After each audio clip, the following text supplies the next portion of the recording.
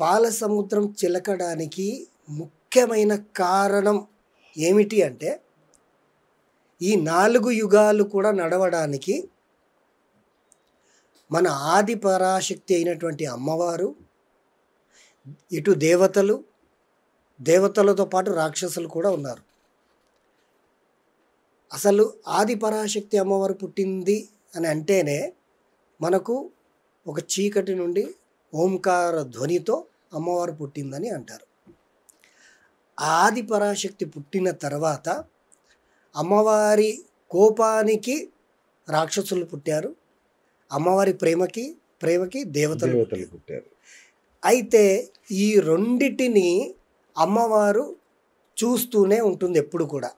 అలాగే మరి ఈ క్షీర సముద్రం ఏంటి, పాల సముద్రం ఏంటి, చిలకడం ఏంటి అనేది ఎంతోమంది ఎన్నో విధాలుగా చెప్పుకున్నారు. అయితే ఆ క్షీర సముద్రాన్ని ఇటు దేవతలు అటు రాక్షసులు చిలుకుతున్నప్పుడు అక్కడే ఉన్నటువంటి అమ్మవారు అంతా కూడా గమనిస్తూ ఇటు దేవతల వైపు నుండి సాక్షాత్తు విష్ణుమూర్తి కూర్మావతారము ఎత్తి ఆ క్షీర సముద్రం దగ్గరికి వెళ్ళి ఆ పర్వతం కింద ఆయన బరువును మోస్తూ ఉన్నాడు.